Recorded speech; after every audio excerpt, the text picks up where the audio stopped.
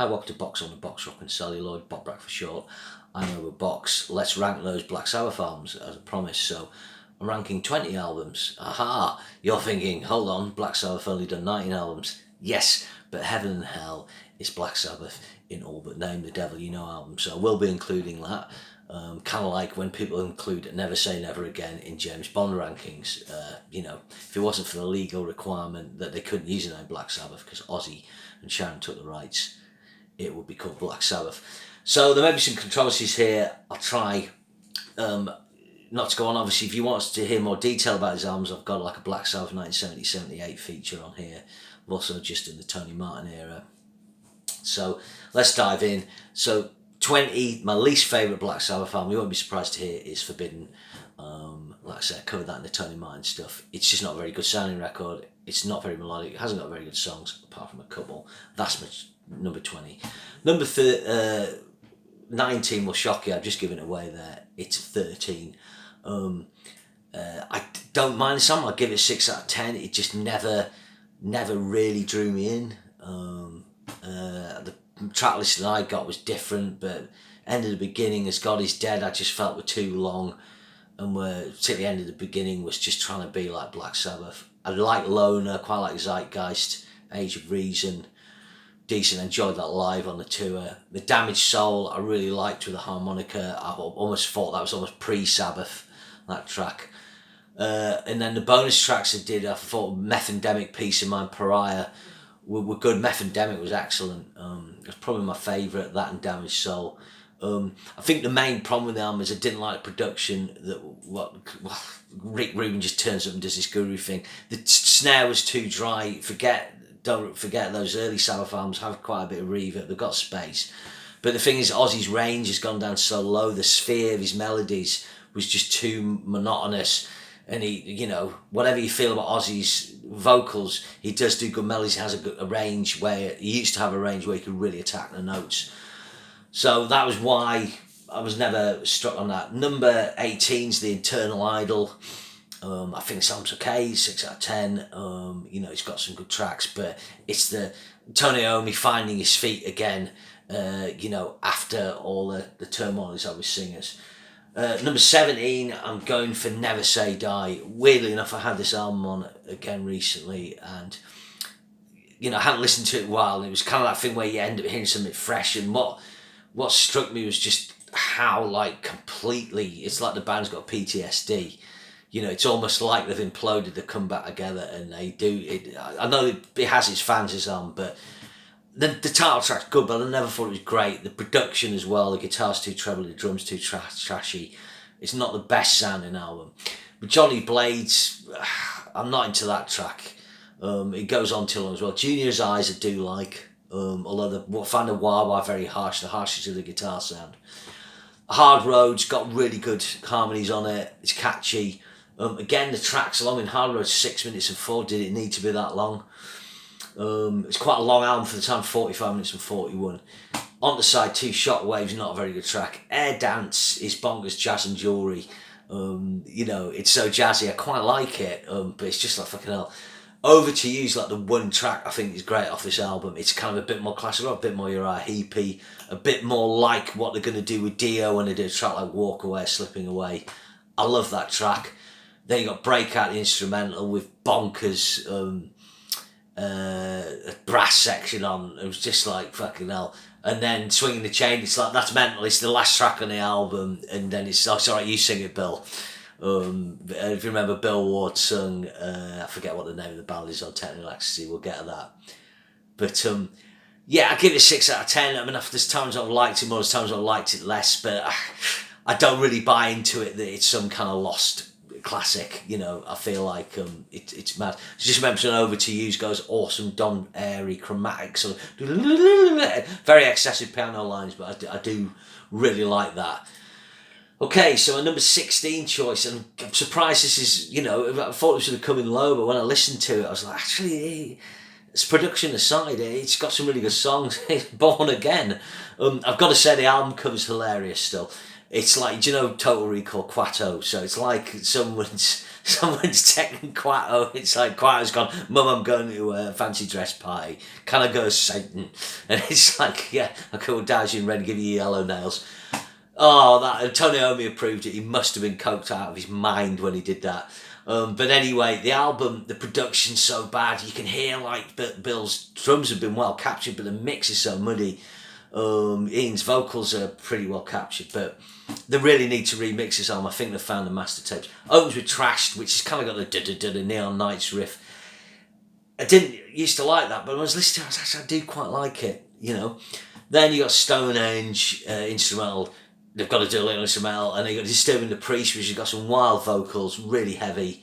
Then you got The Dark, which is another little instrumental, and that goes into Zero of the Hero. Now, Zero of the Hero has one of those ding, ding, ding, ding, ding, ding. It's like Paradise City rips off. It's an evil riff. Ding, ding. It's got that top keyboard line going up. That was the one track when I used to hear this album as a kid. That was the one, Zero, the Hero. That was the one I always remembered. So that's the end of side one of that album. You know, the instrumentals are padding. There's only really 7 tracks in this album. You got Digital Bitch opening side 2. That was crap. That's like the worst track in the album. And then the title track, Born Again, is really good. Excellent vocals. It gives some insane harmony screams on that. And then it finishes with Hotline and Keep It Warm, which are 2 kind of hotlines. Yeah, it's quite a catchy track. Keep It Warm as well. Really funny stories around that. The whole Stonehenge stage set. There's the great story of Ian Gillan coming out on stage and you can't see the lyrics on the floor. They're written in dry ice. This is before auto cues and prompters. And then the mix, Ian Gillan, you know, got pissed up and then took a car out on the go-kart track at the studio, and it was Bill Ward's kind of blew it up. And allegedly, like, they went to the pub to have a chat and, you know, about him maybe joining Sabbath, and then he got so pissed and he woke up in the morning and he found out he joined Sabbath. I mean, it's fucking brilliant. I remember when they joined, it's like, Ian Gillan in Black Sabbath, but he's a fucking quality singer. And although it's not a quality album, I do think it's pretty good. Next up's Cross Purposes. I'm not going to that too much. Obviously, I talked about it on the Tony Martin thing. It's not the best Tony Martin album, but it's decent. It's got some good tracks. It's worth checking out. Give it, 6.5 out of 10. Number 14, TYR. I'm going for. Actually, no, I'm changing my mind. I'm going for the Headless Cross. So number 14, I'm going for the Headless Cross, and 13, TYR. Like I said, I spoke about these in the Tony Martin. These are the 2 best albums. I give them both 7 out of 10. There's some really good stuff on there, although the production's a bit bombastic, certainly on Headless Cross. Now we're getting into number 12, so I'm going to go for the 7 star. Weird, I mean, it's literally a Tony Iommi solo album, really, but I just really like the songs. I like the sound of Glenn Hughes' voice. I remembered, like I said, my brother got it. I would just be kind of 14 when it came out. I did really like it, enjoy listening to it. And I still do now. It probably could do an extra track. It's got a bit of padding, but I think the songs, there's a lot of good songs, a lot of good stuff about that. So now 11. So this is where it gets a bit controversial. If it wasn't controversial already, I'm going to go for the debut, Black Sabbath. This is one of the most important albums in the genre. You could argue it's the most important. It's the first heavy metal album, but my criticism of it is it's really built its kingdom on 3 tracks: Black Sabbath, The Wizard, and NIB. The rest of the stuff, I mean, Behind a Wall of Sleep, I'll do like Behind a Wall of Sleep. In actual fact, side 1, it's something cool in this album. But Evil Woman and Warning are both covers. Warning's got extended jam on it. You got Wicked World as a CD reissued bonus track, which probably is in America. Sleeping Village is an interesting ballad, but it's not formed to me. And you could argue the only heavy metal track is Black Sabbath. Like the NIB, it could be almost Iron Butterfly, with heavier guitars. Or you can hear the Cream influence on that, but it's got the power fifths. The Wizard, well, you've got the harmonica, which I fucking love, but it takes away from heavy. It's the title track, boom, bow, bow. That when using the tritone, using the rolling, the 12/8, up tempo bit. That is that's the essence of metal in that track. So a really important album, but I think they did better. Or more enjoyable for me, and that's why I've put Paranoid at number 10. Again, if I'm going to reach for Sabbath albums, we had this when I was a kid. We listened to this, me and my brothers, got listened to quite a bit. It is a classic album, it's just I've heard it, War Pig's amazing. I still enjoy hearing that track. I never need to hear Paranoid again. That's one of the weakest tracks of the Osbourne era, even though it's the most famous. Planet Caravan's excellent. Iron Man, look, I like it, but I don't need to hear it again. Electric Funeral, it's good fun, but it's not the best track. Hand of Doom's probably the deep cut. That's the cut on this album where you can hear where Soundgarden have got some of the sound and stuff like that. That's a great track. I was never big on Rat Salad, really, although love Bill. Fairies Wear Boots, that's a fucking great track. It's just, I don't, it's not something I'm going to reach for as much. And that's number 9 is volume 4.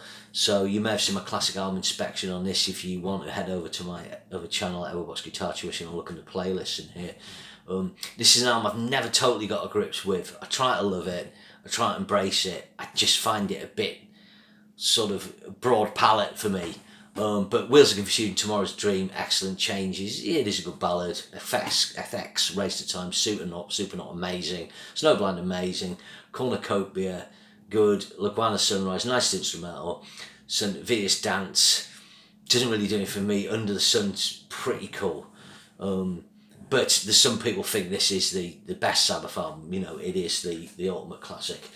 So, but for me, I'm gonna, it's not one I'm gonna reach for.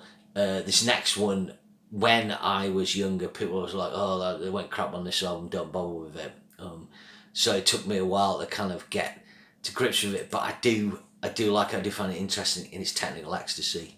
What's the problem with this album? It was not as heavy, but I think really it doesn't have a classic track. They seem to play Dirty Women live, but that's one of the weakest tracks. But it is a good record. Backstreet Kids, really catchy. You Won't Change Me. It's got that great organ. It's Alright, the Bill Ward vocal on that. Really like that. And then Gypsy, good track. Not as good as Uriah Heep one though. Then All Moving Parts, Stand Still, really good. Really like that track. Rock and Roll Dot was alright. Not really. I like the idea of the lyrics. She's Gone, some people don't like that, and there's the remix of it without the orchestrations. I really like it. I like the kind of drippy mournfulness of it. So I think technically actually works as an album. It's got like a, they've kind of stuck within the sphere in it, and I think that's what works about it. As stated before, it just hasn't got an out-and-out classic, and that's why people ignore it. But it is a good record. I'd give it a 7 out of 10. It's a close thing between that and Volume 4, but it's that thing. I'm going to reach for the thing that I'm kind of more excited to hear. So here's the album that's not a Black Sabbath album, but should be, and it's Heaven and Hell, The Devil You Know. Some people just like kind of Bible Black off this. I was perfectly happy when it came out, and I still am. I really like Atom and Evil. One thing with this album is I think the production's excellent. It is very slow tempo, doomy. It's kind of picking off where Dehumanizer left off, but Atom and Evil, Into the Garden Came a Spider, great. Then you got Fear, that's great. That's a great track. Bible Black's fucking immense. The outro of that Dio's just, and then the excellent Double the Pain. The first 4 tracks are great. Then Rock and Roll Angel, this has got a nice breakdown, sort of clean in the middle. Not a great track, but I do like it. Turn of the Screw, it's alright, it's not great. Eating the Cannibals is a bit daft, but I do like it. It's a good up-tempo rock, and the album needs that. And then you've got the superb Follow the Tears. The riff on this is fucking pure evil. It's Tony Iommi's darkest, evilest riff to me, and it's got a great Dio lyric. Come lie on a bed of nails and slumber. Yes. Neverwhere, there's another up-tempo track. The album needs that, but it's not great. And then Breaking Into Heaven, which is a really epic track. It's kind of slow, like Atom and Evil. It's maybe a bit too long, but it is good. Again, it's a solid 7 out of 10 for me. Sometimes it's an 8. I wasn't disappointed. Yeah, maybe it could be better, but I think the better album was to come, but sadly we lost Dio and then it went back to Ozzy. Okay, so now we're up to number 6. I'm going for Dehumanizer. Again, when this album came out, I think this is a really strong record. I came to it a little later. I like don't dislike any of the tracks. It just lacks a classic track, maybe apart from But Computer God's excellent. After All's good. TV Crimes is really good. Let Us Remorse fucking heavy. Master Insanity, that's a track that's really grown on me. I love the kind of melody, the kind of more up-tempo quality of that. Time Machine's probably my least favourite track, but it's good. Sins of the Father, that's got a cool drone riff. Kind of Mixolydian vibe on Dio's vocal line as well, and it's kind of sitting in more with a 90s sound. Too Late's a really effective ballad, maybe a little long, and brilliant. Buried Alive actually finishes maybe with the best tracks again. Buried Alive is a track I've got more and more into. And Buried Alive, it's a great 1-2 punch, heavy as fuck, that album. Yeah, that's my number 6 choice. So now we're into the biggies. We're into the big ones, yeah. So number 5, I'm going for Sabbath Bloody Sabbath. Not really a lot you can say about this. It's a fucking great album. It begins and ends with 2 absolutely seminal tracks in Sabbath Bloody Sabbath and Spiral Architect. National Acrobat, amazing. Fluff, You've Got to Have an Instrumental. Zabracadabra, that's a great track, really groovy. Side 2, Killing Yourself to Live, fucking awesome.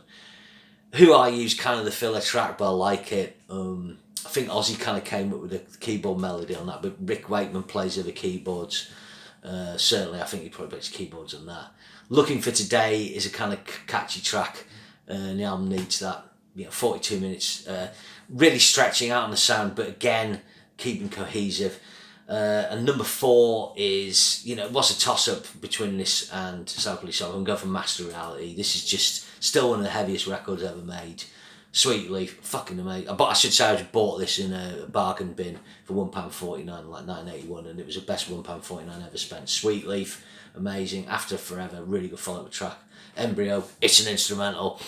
Children of the Grave, probably the most famous track off the album. Again, this, some of the tracks aren't as well known. I didn't do Sweet Leaf live as much because it's so high, the singing. Orchid, it's another little instrumental. Lord of This World, brilliant. Great riff on that. Solitude, total trippy, like Planet Caravan 2. And of course, the pure fucking majesty of Into the Void finishing off. Great record. And number 3, yeah, there's times, I veer between this and that. Sabbath Bloody Sabbath, Master Reality is my 3rd favourite, but it has to be Sabotage. We had this as a kid. I've never understood why people don't see this for the fucking mega album. It's way better than Paranoid or Black Sabbath or Volume 4, in my opinion. Hole in the Sky, fucking brilliant.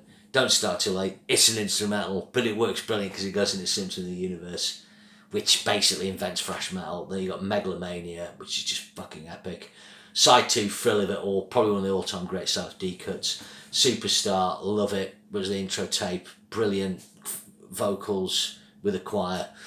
Then Am I Going Insane Ready, which is always a track I didn't like, but it's kind of, the album kind of needs it. It's Sabotage, and if that track doesn't come on, it's not Sabotage. And then it finishes with The Writ, which is just fucking Ozzy's vocals on that. If you think, Ozzy's, he's right up, listening to you. That's the Ozzy I love, at this period on Sabbath Bloody Sabbath, Sabotage. Before he goes a bit whiny way, he's got all that range, he's got all the power, and he's the best version of Ozzy. Okay, so I'm a Dio man, so you'll have noticed, there's 2 albums left. So what is it? Is it Mob Rules or Heaven and Hell? I'm leaning more and more. Mob Rules is, becoming more and more cherished as I go along. But I'm going to go for that at number 2. I remember when this album came out, my brother bought it from Boots, the chemist, which had a record department in Bolton, I think. Turn Up the Night, yeah, it's Neon Nights Part 2, it's fucking awesome. Voodoo, maybe my Dio's greatest vocal, or one of them, with brilliant lyrics. Sign of the Southern Cross, epic. E5150, it's an instrumental. The Mob Rules, fucking hell, how good is that riff? I think, in all fairness, Side 2 just tailed down a bit. I really like Country Girl. It's a great track, but then it kind of needed something more. Slipping Away is a catchy track, but you have to get to Falling Off the Edge of the World to find like a great deep cut, and I think this has found more of a reputation as they've gone along and they started playing this live.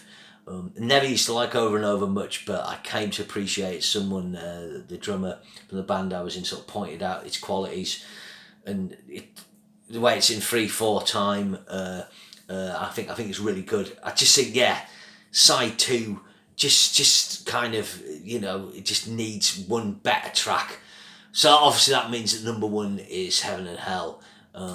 It's an album that needs no introduction. I've said it before to people, you know, you take the best rhythm section in heavy metal, you take the inventor of the heavy metal riff, and you put them with the guy who's the best fucking greatest singer ever, and what you're going to get, if the chemistry's there, which it is, you're going to get the perfect heavy metal. You're going to get heavy metal in its perfect form, and for side one it achieves that. Neon Knights, Children of Sea, Lady Evil, Heaven and Hell. Okay, they play 3 of those tracks. Lady Evil never got played much later on. Brilliant track. Side 2, you got Wishing Well. Geezer's bass on this is fucking phenomenal. And then Die Young. And Wishing Well, you know, if you compare that to Mob Rules, the opening of side 2 on Mob Rules, you know, this is better. Wishing Well, Die Young's amazing. Only problem with this album, it does tail off a bit. You got Walk Away, which is a catchy enough track, but then you've got Lonely is the Word, which I like, and it should finish with Ballad, but sometimes I think the track sequence is off for this album. Maybe they should have opened side 2 with Walk Away, or have Walk Away finishing side 1 and open side 2 Heaven and Hell. I'm not sure. So I don't think this album or Mob Rules are perfect, but they have some perfect music on. I think that's the thing. There's very few albums are perfect, but there's times on both of those records where they achieve musical perfection in the genre of heavy metal, and some people have equalled it, probably Judas Priest on some tracks, but no one's bettered it. No one will. No one ever will. Should just say that Vinny Appice, you know, Bill Ward plays great on Heaven and Hell. He kind of calmed down his style to be more commercial. He did the tour, some of the tour, but he had to go off tour because of his alcoholism. Vinny Appice came in, he did an amazing job on Mob Rules, and he was the perfect drummer for the Dio era.